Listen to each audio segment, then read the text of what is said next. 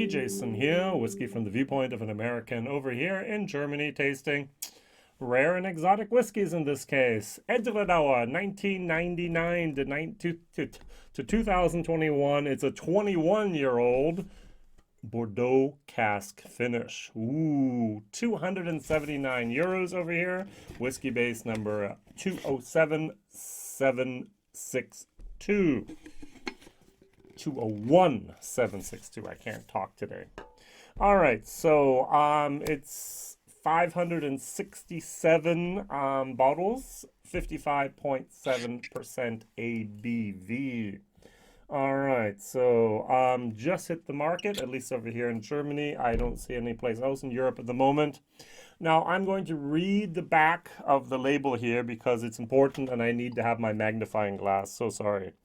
Distilled in 1999, the spirit was initially matured in bourbon hogsheads for 13 years before being recasked into a small batch of 25 freshly dumped Primaire Grand Cru Bordeaux hogsheads on the 18th of July 2013.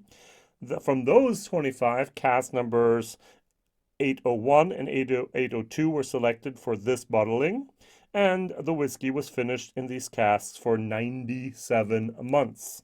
So a good 8 years.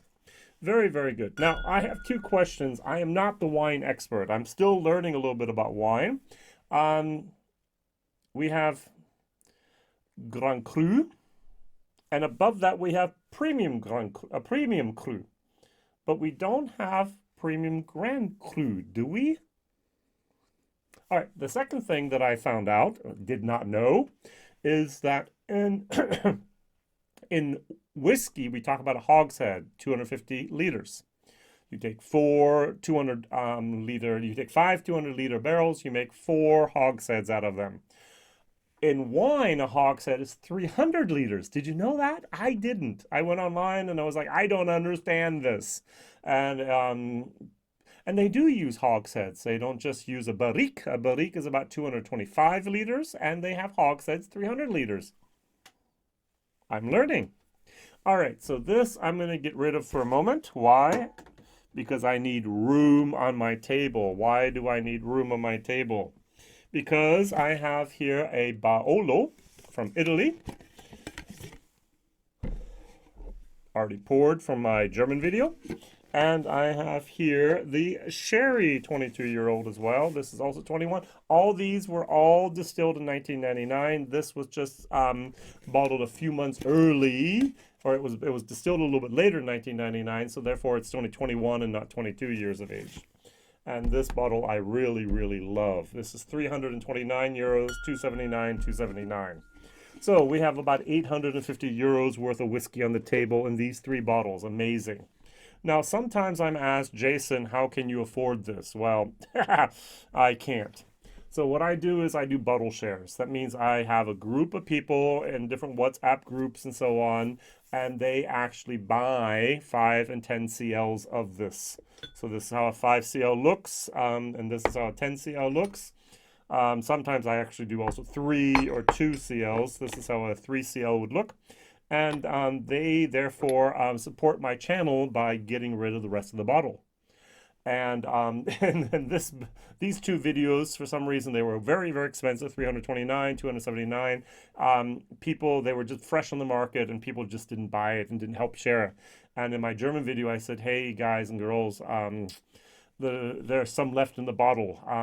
Dumb idea. Because I was bombarded by people asking, Jason, can I have this? Can I have that? Can I have that? And I was only about 15 CL left in each bottle, and I had enough to do 5 bottles almost, 3 bottles, literally. And it's just like, okay, good, never going to do that again. But many, many people watch these videos, at least in German. Some do in English as well. And then if I like it, it's like, oh, if Jason likes it, I'm going to try it as well. And that's what happened here. Is I really like this. Is going to be my top contender for the whiskey of the year 2022. I thoroughly, thoroughly enjoyed this. This I did not like.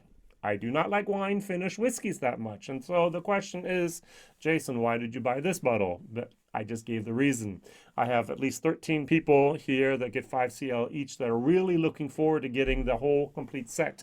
And so I bought the bottle to do the review and also to see if I like that or not. Now, on the nose, this Bordeaux is very, very interesting. I get plums.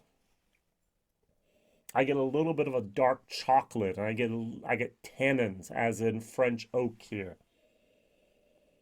That's good. A tiny, tiny little bit of sulfur. Over here, the Baola. Now, this is Italian. This is French wine. And here I'm getting a little bit almost like a cigar, a leather tobacco moment. I did not like this the first time, and I do not like this the second time. And this, happy place. This is the perfect combination of Oloroso sherry with Edradour that I've ever had without even thinking. This is the best. This is fabulous. I just love the nose. Now I'm kind of sad that I actually said that and shared the rest of the cask. I think I should have kept a bottle. I should have kept 10 CLs just for me. Now we only have like 2 left. All right, so here, the red wine, I like a good Bordeaux. I actually do like a good Barolo, but Bordeaux I like better, especially with a Sunday meal with a roast and so on. Beautiful, beautiful, dark, tannin, dry wine, red wine. Now, this is not bad at all. I'm going to try it. 55.7%.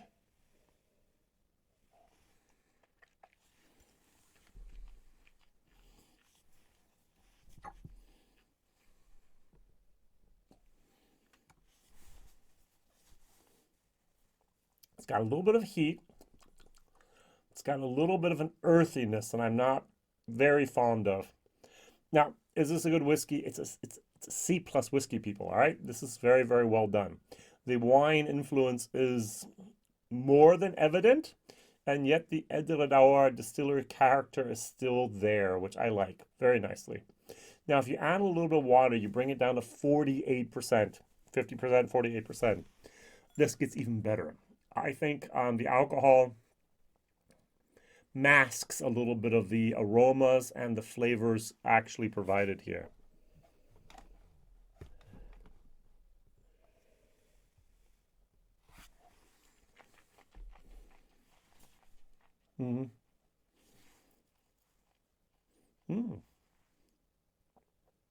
Surprisingly for me, it's a B- whiskey. Now, I went online and I went, okay, premium Grand Cru Bordeaux tasting notes. Hardly anything. I found different wineries in the Bordeaux region that are either premium cru or Grand Cru. I found out that according to the wine classifications here, where was it?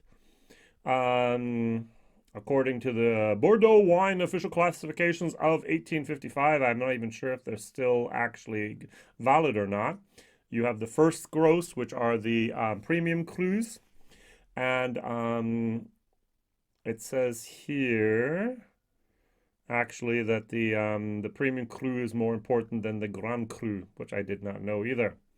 So Grand Cru is the top dog, while the tier just below it is named Premium Cru. A cru is Burgundy. It designates a high-quality vineyard. Often they're split into parcels owned by different wineries or estates. Every estate in Burgundy is classified into this hierarchy. So I have to learn more about wine, people. Now, this is a B- whiskey with water. Without water, it's a C+. Very, very nice. Value for money, a D.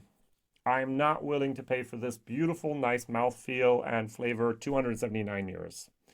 I wouldn't even be willing to pay 139 euros for that mouthfeel. Now, I might just be a cheapskate. Okay. I'm not willing to pay that much money for this product. This, on the other hand, the 329, I might just actually buy a new bottle. I like this so much. All right. So over here,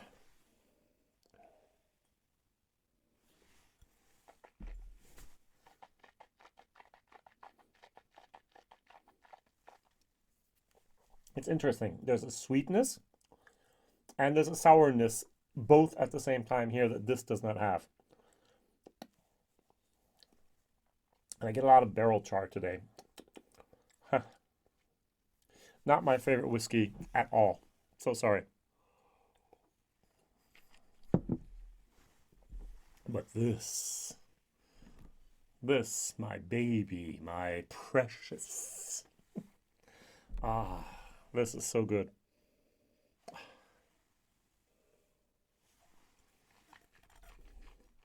Mm. The combination of the two actually have some type of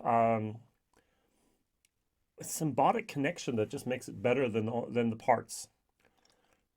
You can get the Edradour spiciness. You can get the sweetness of the Oloroso. You'd get a little bit of vanilla from the bourbon cask originally, and they all just join together to create something which is magnificent. This is like 3% off. They almost complement each other. They almost harmonize, but it's just like the one thing's a little bit just out of whack. A little bit of fine tuning somehow. I don't know how. Would have maybe make this, as I said, put some water to it. Would have made this a little bit more in sync. This is just, for me, totally out of sync. But that's just my personal impression of this whiskey. All right, so 1 and 2 and 3. Excellent. Good. Not my world. All right. Question of the day. What is the best Edradour whiskey you've ever had? Is it a single barrel that's dark as Coca-Cola? Is it the, do I have it here? Caledonia 12, which I don't have here. Is it just the normal 10? Is it a Balachin? What is your favorite Edradour whiskey? I would just be interested in that. Oh, I wanted to read the official tasting notes. 1 second, please. So, tasting notes. Burnt orange in color. The whiskey reveals notes of orange, barley, sugar. Never had that. Jelly beans. Never had. Well, I've had that, but never my whiskey. Sugar-coated cereals and candied orange peel. Water reveals Turkish delights. See, look, they say water as well. I did that good. With a long spice barley wine in the finish. I do not know about spiced barley wine, but that's okay. All right, very, very good. Yes, with water, this whiskey gets much better with water. All right, thank you very much for watching. Thank you very much for liking. Thank you very much for subscribing. Thank you very much for sharing. Put it on social media someplace and say, look at this crazy guy over here in Germany having 3 22, 22, 21-year-old whiskeys from Edradour. 329 euros, 279 euros, 279 euros. And he loves, he likes, he dislikes these. All the best. See you soon. Whiskey Jason. Bye-bye.